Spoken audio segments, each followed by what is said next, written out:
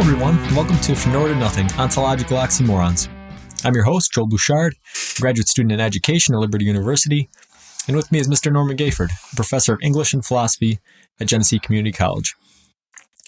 When we talk about play, we are habituated to thinking of the make-believe activities of children. And some definitions of play clearly demarcated as such, like Huizinga's magic circle.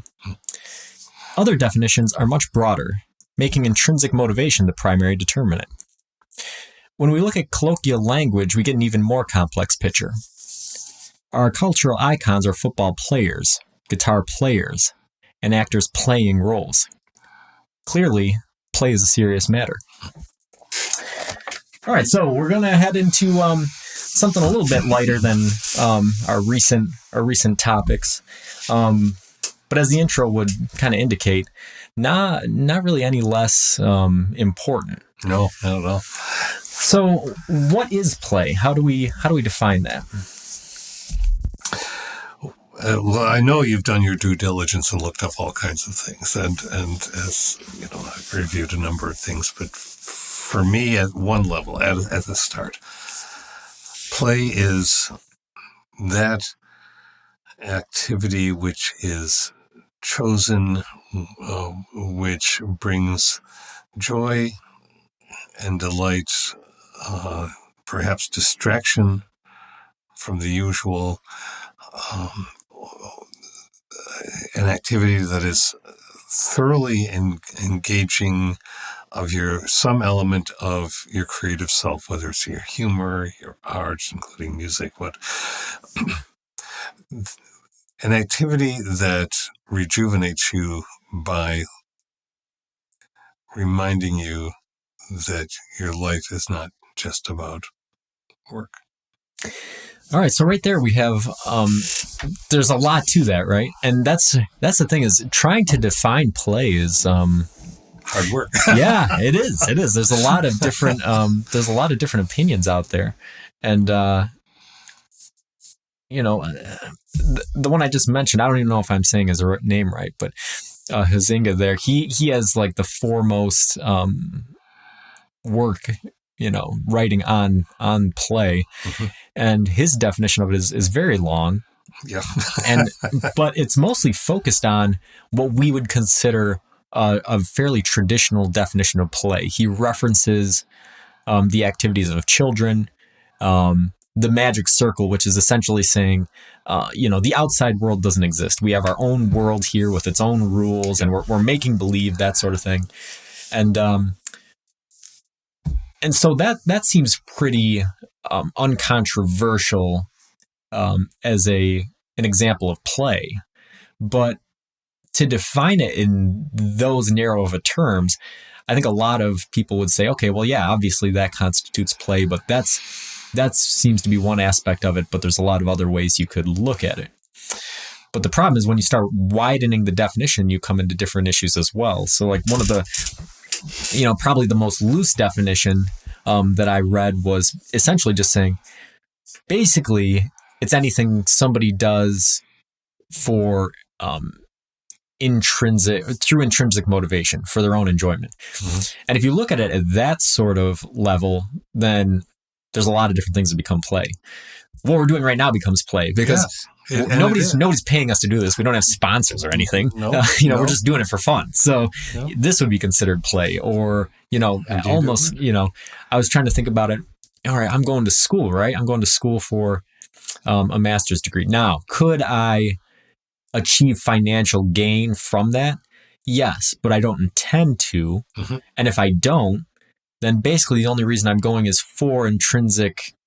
I'm just intrinsically motivated to do it. It's, hey, this piques my curiosity. I like doing it.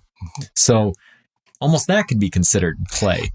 So really when you broaden it out, all of a sudden it gets, and even like you said, in your definition, you said something that's different from work. Well, if somebody really enjoys their work, now you have or if you're intrinsically motivated. I was about to say that. Yes, it gets very messy. It does, because you can, if you enjoy your work, and of course, work has problematic elements no matter how much, but at those moments when you're really enjoying your work, you are engaged in a kind of play. because you're not primarily thinking necessarily, how much am I making this hour? How much am I making that hour? I'm doing this thing because I've chosen in my life to do this thing, and I've had the grand luck or blessing to be able to do this thing.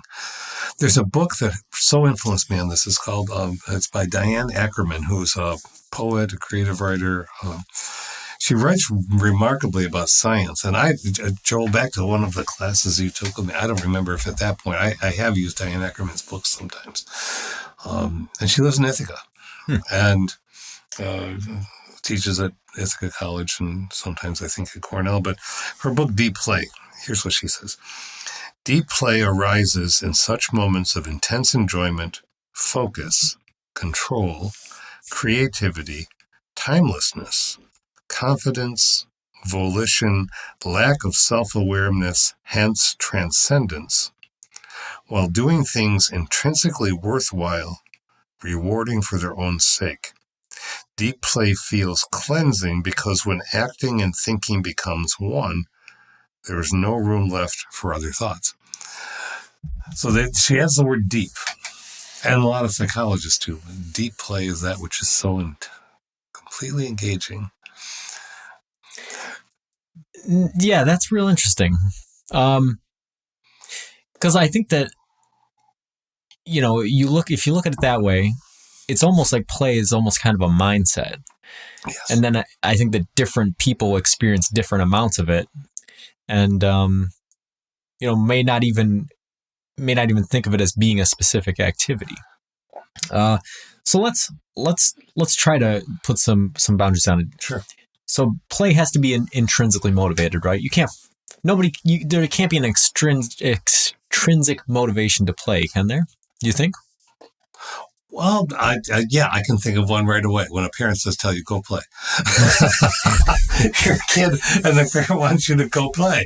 The extrinsic motivator is that's the spark.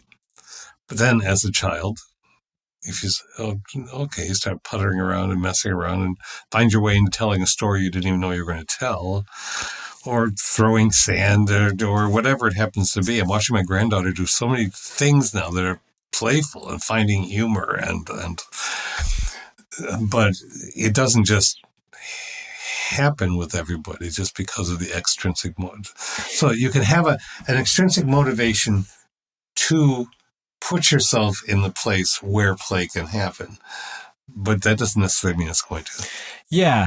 And, as a musician or an artist or whatever, you experience that at times. You have kind of a writer's block or something, where you say, okay, well, this is my defined time where I'm going to play guitar or I'm going to paint or I'm going to write or do these things.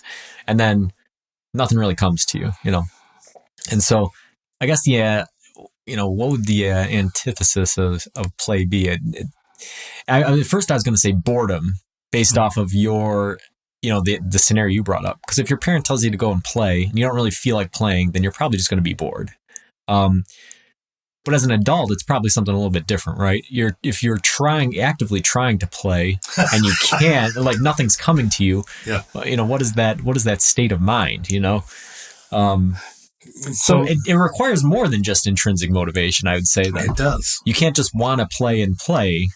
There has to be another element to it. Do you think there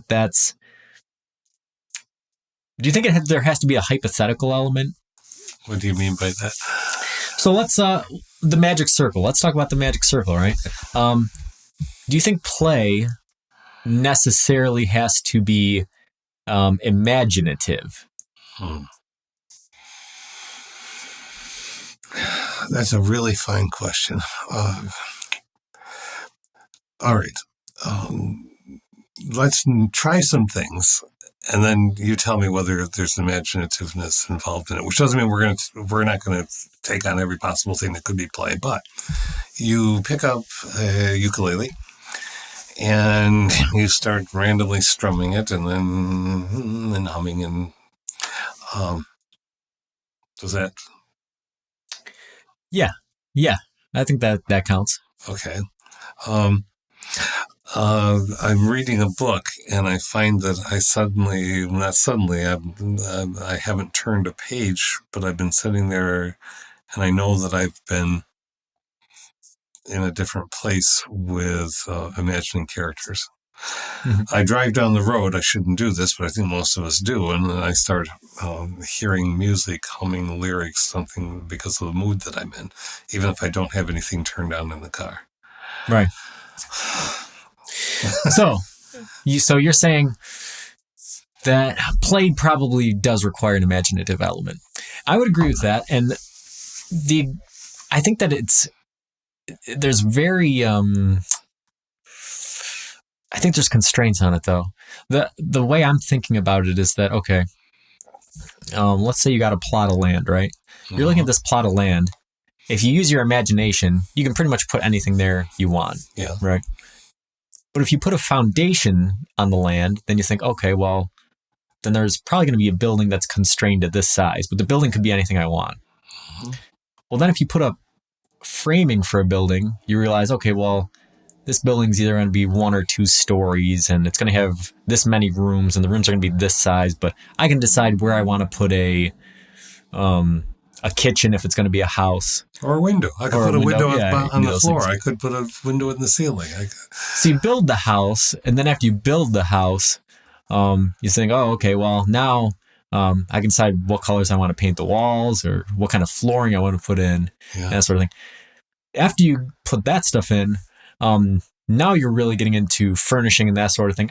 To me, play is something similar, right? From the regards of if you're somebody who, depending on what situation you're in or what your background is, what sort of things you've built on whatever foundation of play you're engaging in, kind of depends on what sort of things you can do with it, right? Yeah. So I think that's the best way I can describe it. I think there's an imaginative element, but I think that based on how far you've kind of progressed in whatever play it is you're engaging in determines how you're going to develop or what sort of things you're going to do with it. It does. There is that constraint. So even let's take theater. So you have a script.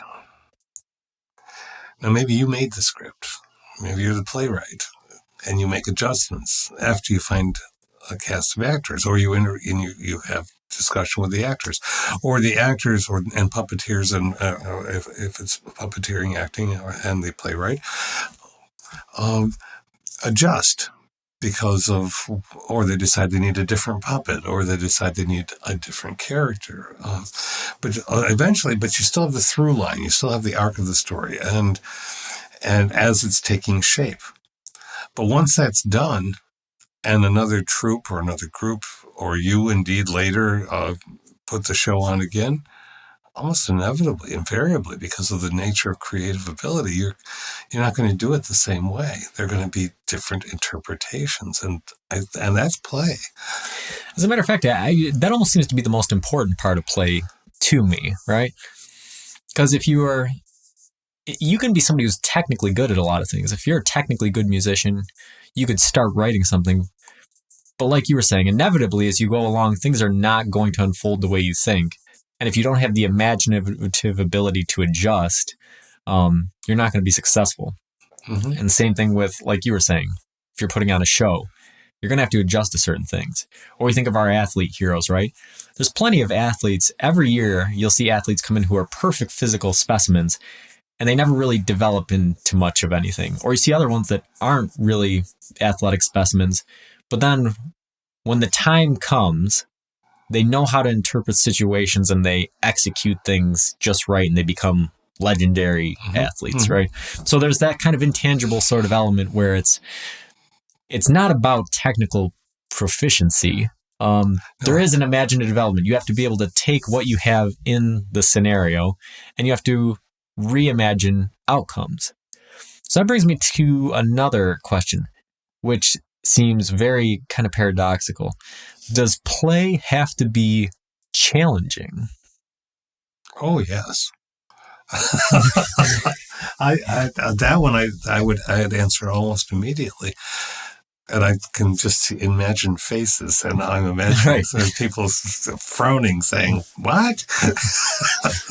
Play is not supposed to be challenging." Well, of course it is if you are engaged in it, because challenging doesn't mean onerous or taskmasterish or just mundane. The opposite of play. It doesn't have to be loading you down with bricks. But the challenge is, well, what do I do with this constraint of a piece of paper and a sketching pencil? What do I do with this sandbox? What I have a granddaughter. What am I going to do? And we sit down in the sandbox, and she points to my shoes, and I have to take them off because they're rules. Right. You don't go in there, right? And sometimes she has the rules, and she knows what they are, but I don't know what these rules are yet. But play is when you take the little puppy dog, a little plastic toy, and you start making it go vertically up a post, and she starts laughing. Why? Because dogs don't do that. So the challenge is, what can I do in order to change the rules that make her laugh and engage, and then she puts your hand out, you drop the dog, she puts your hand on the dog, puts it right back there because she wants it, and she gestures with her finger, she wants it again, right? So you change a rule, you get into a ritual, but then it's time to change the rule again, because otherwise then the ritual just becomes the thing that you do. So what's going to be fun this time? Oh, what else can we toss in there? Right. So that the imaginative element and the challenge kind of interact, right? You know, if something becomes routine, it almost can't be play, can it? Almost not, I would think. Because even if I have a routine, right? Even if I'm somebody who says, you know what, I'm going to sit down and I'm going to write for half an hour a day. I may have to back up on that one. Writing might be routine, but if I approach it the same way each time, then it's not going to be play anymore. Then I think it's a technical thing. If I sit down and say I'm going to practice guitar for half an hour a day, well, I can sit down and practice the same scales and become technically proficient. But if I sit down that half an hour a day and write things, I think the writing things is play, but the practicing scales is something different. You know, it may still be an art, but I think it ceases to be play. It's a discipline, but it ceases to be if we're going with play as the spontaneity and the full engagement, because I think you can rehearsing, practicing is fully engaging of some aspects of mind. But the difference between running lines and acting, I think there's a difference. The difference between playing chords, or scales on the piano. You do that, and you do it to warm up. What are you warming up for? To play. Right. Yeah. So yeah, I think there's a difference. So yeah, I think that we're getting somewhere in identifying characteristics of play. I'm still sort of hung up on that what the opposite of play is. And I think that the natural inclination is to say work, right? But yes. I'm thinking about my own job, or probably, you know, your job for, you know, majority of your career. And you think, like you said, you know, my job isn't always this way, but a lot of times it is imaginative. You know, I'm trying to project into the future what's going to happen, and I'm trying to problem solve. So I'm challenged. It's imaginative. I'm pretty intrinsically motivated. I haven't looked at a pay stub in months or years, you know, mostly because my wife does all the finances. She worries about that stuff. But also, I don't really care, you know, like I said, it's not really why I'm in it. So it's intrinsically motivated. It's imaginary. It's challenging. It's all of these different things, and not all the time, but there is a large aspect of it where I think it kind of qualifies as play in the way that we've described it so far. So I do. What if you can't even identify the opposite of something? How can you hope to determine or define what it is? You know. Well, what is light if you don't know what dark is? Okay. I you know, I've had I've heard that so many times, and I've operated with that notion, but from a physics sense, now we're really straying off. Scientists know what a photon is, what a packet or a particle or wave of light is. I don't hear anything about the dark in definitions of photon, particles, package, waves. It can be described and defined without its opposition built in. I think we default to an oppositional outlook that sometimes, and not necessarily, it isn't necessary always to define something by its opposite if we think we know what the something is. I mean, here we are saying that, well, I've led us into this with it, right? We've play. Certain kinds of work can be play if play is an attitude in which you are totally immersed with gratification, gratefulness, joy of some kind, even from the hard work. So work is involved with it. Why must it be opposite? Right. And so I think that you're getting at what we were kind of talking about at the very beginning, where play, rather than being a defined set of activities, is almost an attitude towards things. And so it almost seems like rather than play being a certain set of things you can define, it's almost more something that people experience in different amounts. You can definitely imagine people who work and work is never play to them, and some people who play and play is not play to them. I don't know what that would be. Maybe they have a stamp collection. I don't know. Yeah, okay. Some people could make having a stamp collection play, and some people might just life out of it. It might be their hobby, but yeah, they don't actually engage with it. There's not a really, an imaginary. There's that engaging things. You're bringing me back to one of the episodes we talked about where I'm blanking because we've done enough of them now but we're talking about a whole string of words. Is this something? Is that something? And that's coming back into my head because is play work? It can be, but I think the definition that we often default to is, here we go, a construct of a narrow view of work from primarily capitalistic notion that says, now it's time to be serious and do our work. And it used to be from 9 to 5 days a week, and then overtime. And now it's whatever blown away schedule that any particular group of companies can put together for their employees. So 9 to 5 doesn't exist for most people. But that idea that you have to, now it's time to be serious because, well, play would suggest that even in the most serious things, unless it's a mind-numbing, bone-crushing kind of work, the human being shouldn't have to be engaged in from 9 to 5 days a week anyway. It doesn't. We define it in terms of economics again. Mm. And I think that's the important part is, I think we've sort of gone over how work can be play if you have the right job or the right mindset or attitude. Yeah. But I think how play can be work is a little bit more hard to imagine. So I think that is where we should differentiate types of play, right?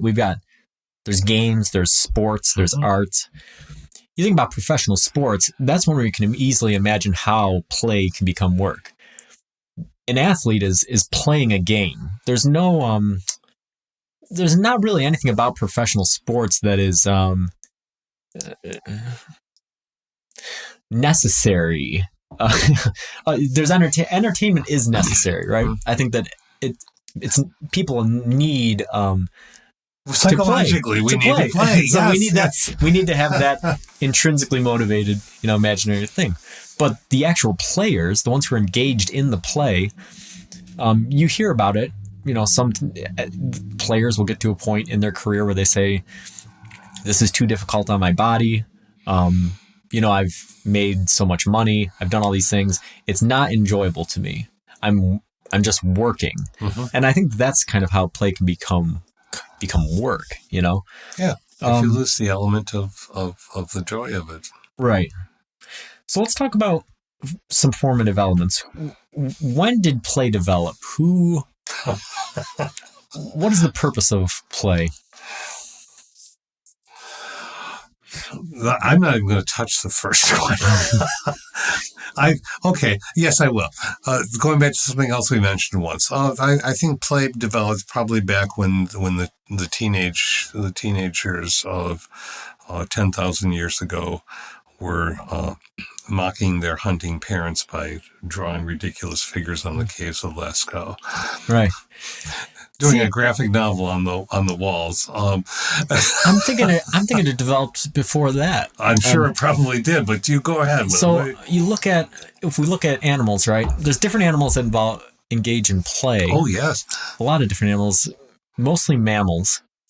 And there's some debate there. A lot of people say, oh well,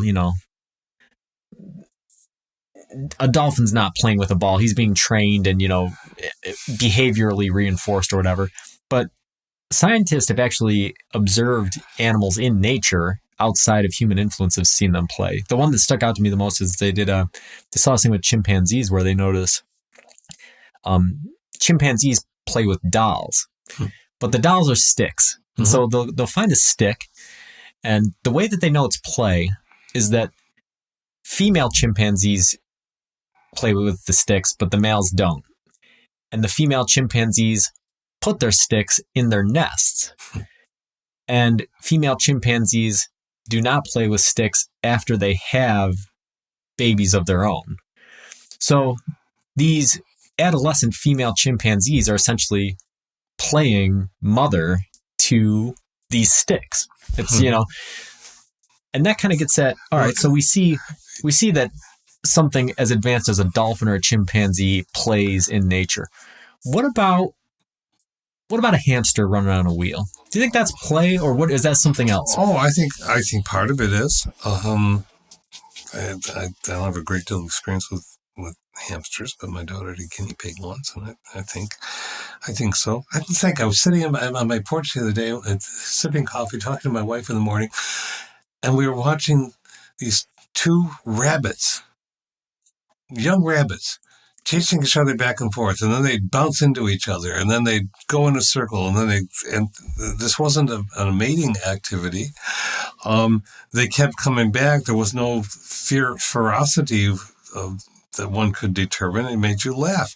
Or deer, because we have a lot of animals where we are, that they're young deer kicking their legs up, leaping backward from things and just going and then chasing each other around the yard.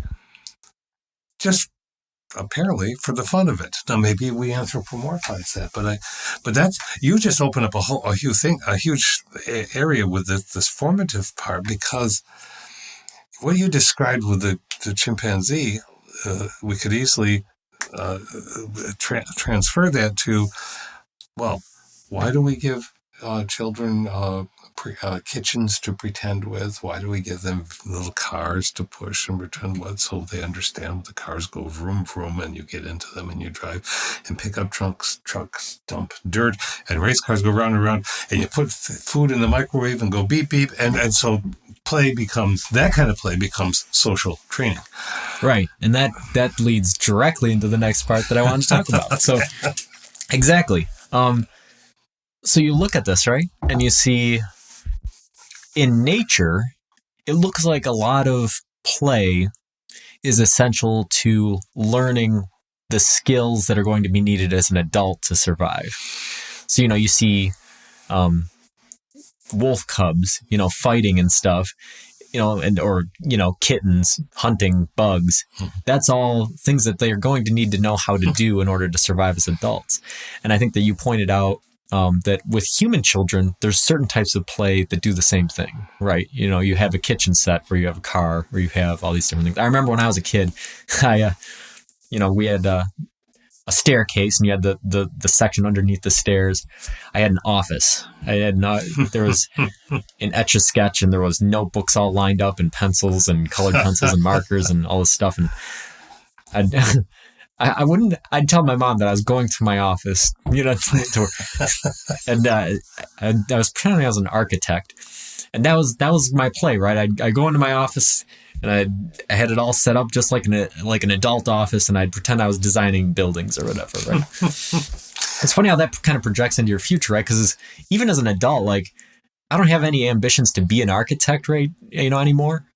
But that still seems to me like it would be a really great job, right? You're autonomous and you're creative and you're doing all these different things, and And yet you're going to a space in which you're doing problem solving and sometimes sketching or writing right. out things. And it's not far from the mark. But that was your own. You were perhaps internalizing or externalizing something that seemed cool to you to do for whatever reason, and part of that was because of things that you had seen. The social training, the social constructedness of so-called play, that's where I think it gets devious and almost unjustifiable.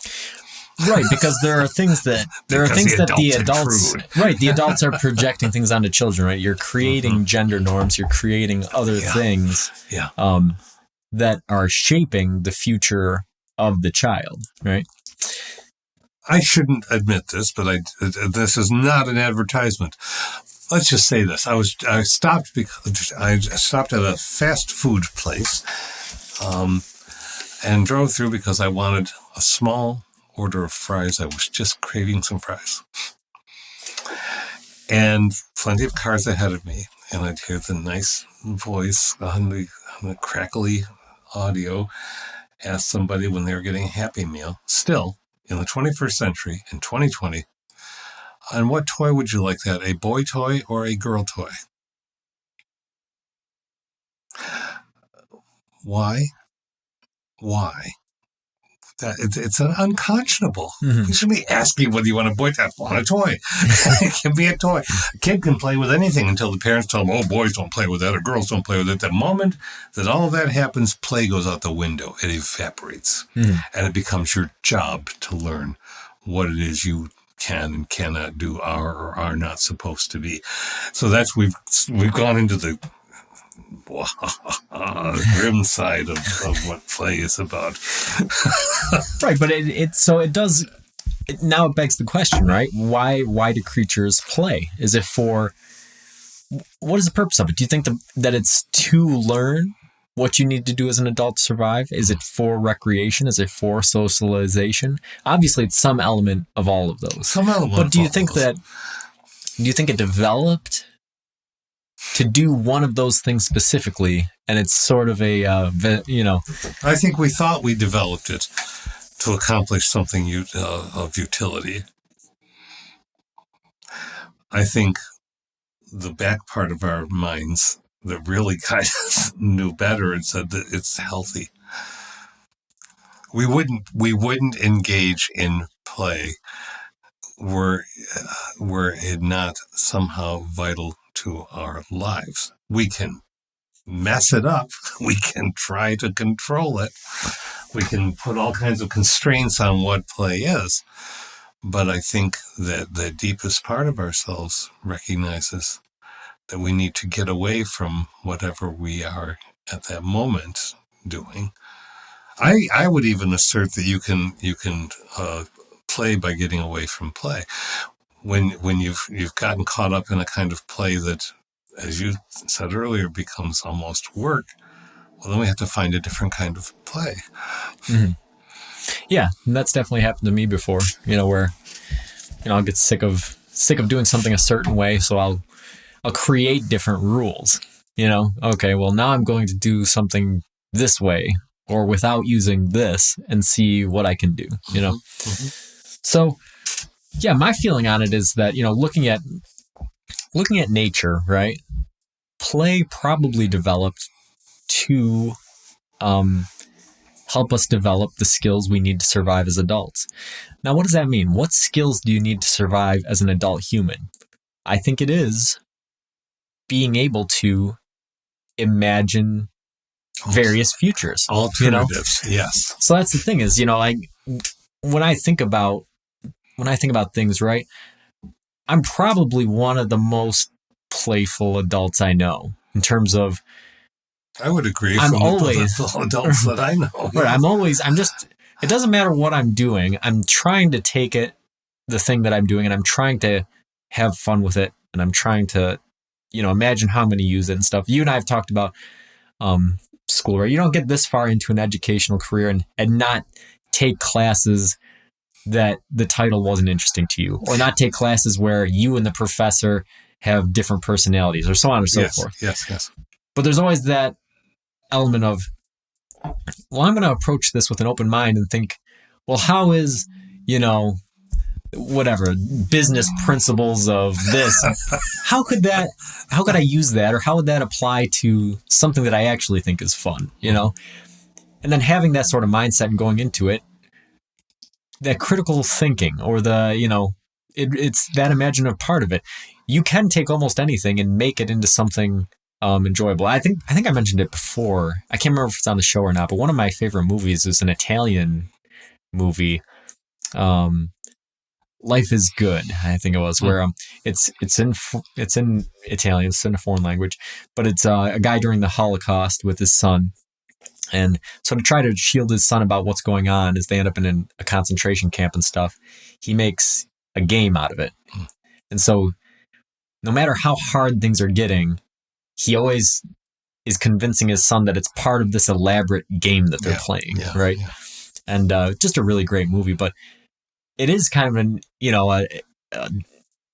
image of, you really can take almost anything. And if you're trying to see what things you can learn from it and see how you can apply it and imagine what that future may be, it can be play. And again, like that example I used earlier, it's different if you have a blank plot of land or if you have a fully built house. And that's kind of an analogy for life, right? The older you get, the more of the house you have built. But that doesn't mean that there's not things you can do. Absolutely with it. not. There's always you can change the purpose. Right? You repurpose a room. You change what you're going to do in that room. You try something completely different in that room that you haven't done before. It's endless. Owning or living in a house, unless you're a person who just says, this is it. This is where the chair is going to be for the next 55 years. And there are people who do that. I put it there. Why would I move it again? There's a lack of spontaneity in that could betray some deeper need to always be obsessively in control of everything. But you can even be obsessively control in a playful sense. I mean, I've seen kids do. And back to kids again, but you build a bunch of blocks and watch what a toddler's going to do every single time. And then you can either say, no, we don't knock down those blocks. Or you can say, oh no, it's Godzilla. He's coming down and knocking it. Don't knock the blocks down, monster. And then you build up. I think that a house certainly leads you to that. You can get frustrated with a house. You can definitely not have fun with a house. The plumbing problems or water leaks are not fun. And you can drive yourself to distraction trying to solve the problem. But the solving of the problem is a kind of play. Right. If you let yourself rethink of it that way. Yeah. Those are the skills you need to survive as an adult, is those abilities to say, oh, okay, I've got a problem. What are the different solutions that might be available to me, and what seems to be the best one? And then if that one fails, what's my backup? And what are these different... You're imagining different futures, Watch me be sexist here, and I'm not trying to be. So I'll back myself right up once I do this. Why do you think guys like going to the hardware so much? Well, but there are a lot of women, there are a lot of people who like to go to the hardware. I assert that people keep going back to the hardware, sometimes multiple times in a day, not only because they need other things, but because they like to stand and look and try to figure out how they can solve something. Yesterday, I engaged in play with a nice person from a local hardware. I walked in with 2 different whirligigs. My wife gives me these because she knows that I like them. And the device is spinning in the wind, made of metal. But both of them, recent ones, I had stored away in my barn, and they were missing a couple of pieces. So I walked in and I said, I had these toys, right? These garden whirligigs. And I said, I would like to see if we can work together to figure out how to make these work better because they're missing pieces. And he took me into the back. We put them on a table. We looked. He said, and we were both talking about, and then we were talking about colors and aesthetics. And we were playing. We walked out to the other end of the store, found some tubes, came back, tried it. Nope, a rubber grommet. Nope. And then he started going to other boxes, opening up drawers and closing them, and sometimes opening and saying, and then closing them, and then reaching in and pulling out a plastic joint that might work with a brown or metal copper piece. I assert that was play. We were laughing, we were talking, right. Lost track of time. Yeah. So, play, if it developed in humans for the same reason it did in animals, you're developing skills you need to survive as an adult, then it makes sense that the brain would reinforce that behavior by making it enjoyable. Yeah. So that way you're more likely to engage with it. And it does happen everywhere, like even at a factory, my job in a factory, right? You'd think that would be pretty, okay, well, you just do this one thing, but no, like we use the big insulators as table legs and all kinds of stuff in the offices. You look around the office, you think, oh wow, this is really cool. They've used all these different parts for reasons that you wouldn't think you'd use things for, that sort of stuff. There was a picture that my wife showed me the other day. She said, "Isn't this wonderful?" It was a wooden staircase, it was a grand house, but at the base of the wooden staircase, you had to look twice. There was a harp. So when you walked on the staircase, you go, when you cut. That was playful. Who would have thought of doing that? Right. Or putting an insulator under a table. It's certainly, well, that's just useful. It just happens to be the right size. Yeah, says the grumpy guy. Right? Underneath, he's saying, that was fun. Yeah. So let's get into the speculative a little bit. How do you think play has changed as technology has advanced? Wow, that's just a really expansive. Technology has allowed whole development of whole, subsets or subgenres of gaming. Which has led to game theory, which is a very serious thing about how we use games to organize society, right? Or regulate behavior. Technology, weights. You have weights. They're a kind of play. They're perhaps, are they more balanced than they used to be? Are there a wider range of weights? Are there different kinds of weights that didn't exist? Technology has helped. The playfulness in creative development of engineering designs and ergonomic designs for different kinds of weights that you can hold. Video games, people who like to race cars, and the kinds of engines that they can race. Building a computer from scratch, as you have done, as my brother has done. Would you say that's a kind of play because of technology? Yeah. Yeah. And I mean, you're connecting it in a way that I wasn't really even thinking of when I wrote the question, which is that, play or, technology has made a lot of that type of play possible, right? Like you mentioned weights, something as simple as weights, right? Before, without certain technology, how would you ensure that they're balanced so that when you lifted them, you didn't have one side that was too heavy or light or those other things, or with computers, making sure everything works, or instruments, technology has really made all of those things more efficient, more usable. So technology is kind of affecting the toys, right? Yeah. and then the toys in regard are affecting the play. Do you think toys are necessary? They're not necessary to play, I wouldn't say, right? No? Are toys necessary to play? I'm going to try not to be wishy-washy, but I guess it depends on what you call a toy. One of the dearest people in my life as a lad, all I needed was a stick and a wall of stones. My son, he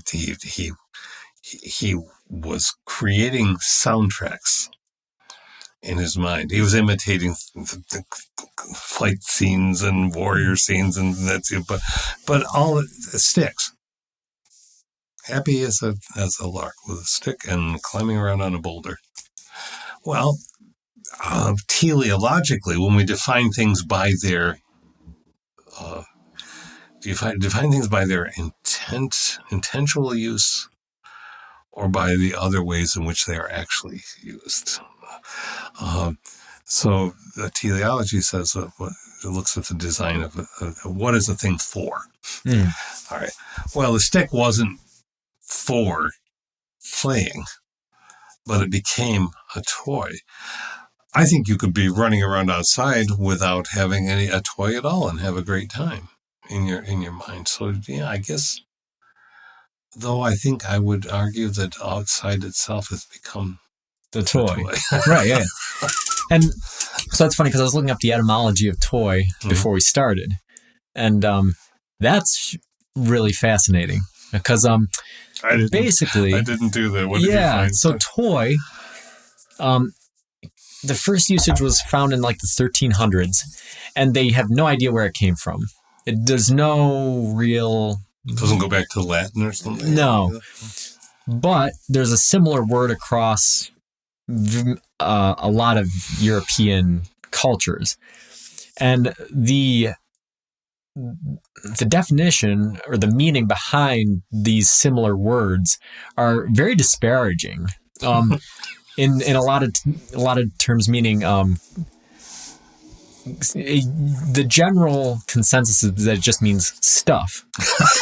But also there's things meaning garbage or frivolous thing. Okay. All right. So that kind of tells you, I mean, garbage, or frivolous thing. That kind of tells you something about a toy, right? Yeah. Or stuff. Yeah. Stuff. I mean, it doesn't get more vague than that, right? Stuff. If you consider a toy to be stuff, then yeah, the world could be a toy. And so, at one point, this is where the philosophy comes in, is that like you said, the teleological or ontological argument of, well, how do we define what a toy is to know if a toy is necessary to play? Anything can be a toy. Right. It's almost as if a toy is a gateway to the imaginary world of play. So it doesn't really matter what you're using. If you're using something to engage in that imaginary action, then that thing is a toy. What makes a contractor really? Why does a contractor get? Riddle me this, Batman. Why does a contractor get upset when somebody uses a pair of pliers as a hammer? Because it's not what it's for. See, the teleological, right. But what happens if somebody purposely, often a child, takes a pair of pliers, for instance, and starts going bang, bang, bang, and watches the adult frowns? Which of course makes the child go hee hee hee. That's not right. So that tool has become a toy. All right. Frivolity, which is another way of saying that which does not need to exist in order for us to survive. And I would argue that that's wrong too. I do argue that that's wrong. We need frivolity in order to survive. Right. So it's almost like some play, and now if we're looking at it in an economic point of view, right? Play is focused on production without the necessity of efficiency, which is funny because in capitalism, those things are intimately linked. You have to be productive and efficient. Play says, no, I'm going to make something, but I don't really care if it's the most efficient or effective way of doing it. I'm just going to imagine a different way of doing it. Let me show. But that's the way some things are created. Yeah. You know, in researching the episode, Einstein said that's how he came across a lot of his discoveries was, you know, hey, I'm just going to sit here and I'm going to try to imagine things that don't exist in real life, hoping that that's going to lead me to solutions that nobody's ever thought of. And that's exactly what he did. He came up with the most important discoveries in modern science by playing. What if? See, what if is that's one of the essential doorways into play. And that's how you find more efficient ways of doing things. Is, you know, if you're just doing it the most efficient way, that kind of closes the door to finding more efficient ways. You know, you have to think of that. Exactly. The what if, you know? Yeah, well, I'm wondering, I'm using my phone at this very moment. The etymology of pretend. Yeah, I have not looked that up. I'm going to look that up because the word pretend is echoing in my head because I assume that it happened. I'll find this out again soon in my life. But I remember as a kid saying, let's pretend. Well, what does pretend mean? In Latin, the origin is before pre tender, before stretch forth and claim. Stretch forth claim becomes, what does it actually mean now? To direct one's efforts in the Middle Ages, to claim, to demand, to put forward, to hold out. Let's pretend that I'm a superhero. And let's pretend that you have just crashed on the ground and you're a robot and you want to just take over the earth. And you watch kids playing Let's Pretend. They do this whole narrative. They've rehearsed the whole thing before it happens. And pretend, and that it becomes like a ritualized hat hook. Place to hang your hat, so to speak, for the next part of the story. And if it doesn't go right, they say, no. Let's not pretend that. Let's pretend that. They're changing the rules. Right. And this is something that adults do without saying pretend. In think tanks or in other places where you get together and you say, hey, let's brainstorm. You know, let's think more serious than pretend alternatives, right? But that's playful, and I think that there is something to saying. Some of these people who are, again, you know, it's very capitalist centered, very business centered. But I think a lot of people who succeed in those realms might be some of the more playful people because you're opening your mind to imagining the different scenarios, right? And yeah, it's kind of an interesting thing. It is. Back to technology. So what I was thinking when I asked the question was, we see kids utilizing technology to play now. Do you think that's going to have a developmental impact on future generations? What do you think it's going to be? Well, okay, so when you say what is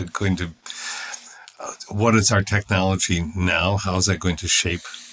Yeah, so I mean, kids think later? about it like, you know, when I was a kid and I playing was, you know, we had video games, right? Yeah. But they weren't the same kind of games. Right. You know, graphically and all of these different things, they were much lower quality. And there was still a very large element of playing with toys, you know, Transformers or Legos or sticks, you know, plastic swords, this sort of thing, right? Yeah. We're seeing that sort of thing fade out a bit in favor of screens. Do you think that replacing some of that manual play with the screens that have the advanced graphics and audio and these sorts of things, do you think that will developmentally impact? It already has. It already children? does. It has developed. It has impacted all of us. How many different neurological studies have shown that our brains are literally transforming the wiring, so to speak. We are training ourselves to read differently. We are training ourselves to play differently because of the tools with which we surround ourselves. I get very annoyed sometimes with the rather frequent assertion by people among whom one lives that, well, life used to be slower and simpler back in the old days. Says you. Go back and try to build a house out of a bunch of logs and make sure that you kill enough food for a day. And there are some survivalists and some people who can manage to do that. But I wouldn't assert that that was simple. Mm-hmm. And I wouldn't assert that it was very slow, especially if you have let's just say that the wild animals aren't going to like say, oh, well, let's give them 5 days before they get a shelter. Right. So I don't think that we're talking about slow and quick and better or worse, but we are talking about the reality that neurologically our tools are changing us. Well, I think it probably has always been the case. We invent tools to manipulate our environment. The manipulation of the environment is itself a kind of play. We are pretending or seeing pretend in our head. I need a tool to do this. I can make this happen now. Pretend I can blow up the world. Okay, let's make a bunch of rockets that have nuclear warheads on them. Gee, Ken. It's a horror, but, so to me, I'd much rather be outside at 62, playing with sticks while trimming bushes and redesigning pathways and things like this, than in on a screen. And yet, how do I relax sometimes? I watch some Netflix. Where somebody else is pretending and putting on plays. Right. So I can't disparage it. I can't say, oh, well, we were better back then. No. Yeah. So, I think that, again, there's probably not an inherent good or bad to a tool. It's, it's the way things are utilized. But think about it in the context of the next generation of children, right? So education is a pretty good example, right? Mm-hmm. In education, we've known for a long time that students learn easier if you're not just talking at them in the front of a class. Yeah. So they say use visuals, use things that they can touch, use all this other stuff. But also for a long time, education has been a little bit technophobic in some regards of trying to keep things. And then they did some studies and found, turns out when we let students use computer games to learn, or we let them use some virtual reality stuff to learn, they actually do a better job learning. Mm-hmm. If they do a better job learning with the technology, what does that say for things like extracurricular video games, right? So you have these video games that are with graphics that's much more real, audio that's much more real, sometimes virtual reality, that are very violent, for instance, right? So do you think that's teaching children to be violent through play? Or do you think it's cathartic? Or do you think that it's recreational? Where do you think that there's an ability for children to separate play in their minds like that? I've thought about this for a long time because my teaching career has spanned essentially the advent of the video game. And over again, I've heard this fallacious assumption by the fearmongers saying, it's teaching our children to be... There have been more studies than one can, I think, adequately count, none of which can definitively or even partially lead to the support of that assumption. It turns out that video games don't create killers. However, apparently video games can help military people become more accurate and more quickly responsive. That doesn't make them killers either. The training is what makes one itself the necessity of the killing. So no, I don't think that. I think about the games that I played before we ever had video games. Pow, pow, pow. Why? Because there are Westerns on TV, right? And they're egregious storylines, some of them. But I make you go away. I want you to go away now, and so I'm just concentrating so hard. When I open my eyes, you won't be there, right? The angry stuff. Sometimes kids have tantrums, right? And if they had the actual power to do that, there was a Star Trek episode about that. A kid called Charlie X. He could do it. If he didn't like you were talking, he closed his eyes and you no longer had a mouth. He can bring it back, thankfully. But so pretend is a really good thing because it is cathartic. Right. Yeah, I think that it highlights, again, what we're learning about play, which is that it's not a linear thing. You're not just existing in the real world and then engaging in play. No. You're engaging in play, and then what you learn from that play is informing your real life, how you use things, right? And so a violent video game may improve your hand-eye coordination. It may give you an appreciation for various story arcs. And artists who create the images. Right. It can do a number of things that may inform how you utilize those new skills in another part of your life, which may inform the kind of games that you're interested in the future, that may inform, Right. So it's a cyclic thing, where you don't just, and I think that negates that idea of play as frivolous, as the etymological term would imply. We don't just do it as, it's not just a time waster. It's not just something that, we do.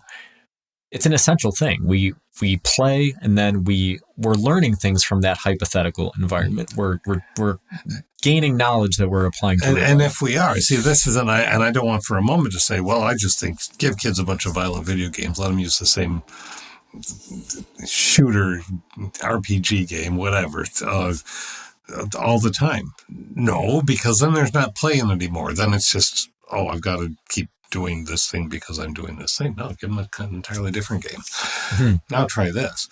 Right.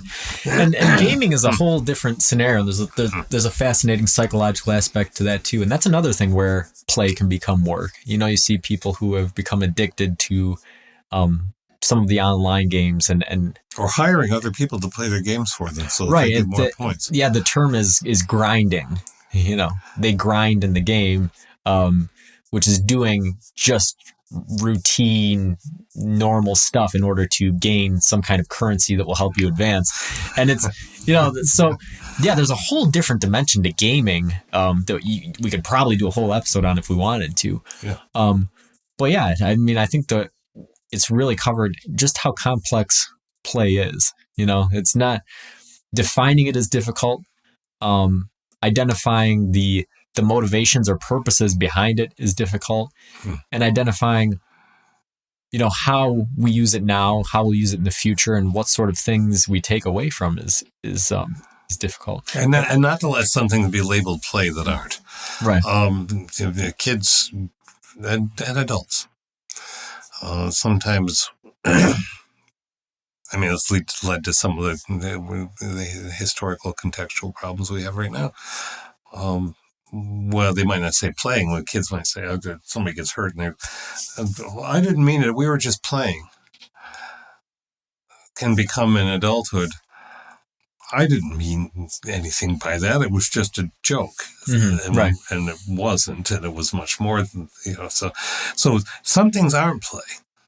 Some things are used rather badly, do rather badly to be trying to cloak under, and hidden under the idea of play. Yeah, I'm thinking technology, though. Remember that the root word of technology is techne, and techne means art and craftsmanship. So the very thing that we think of as machines, it comes from art. Right. Yeah, play informed their invention. Yeah. And it's continuing to inform a lot of the high technology and advances and arts as going forward, Yeah. So yeah, all right, it was a good discussion. Until next time, keep pondering.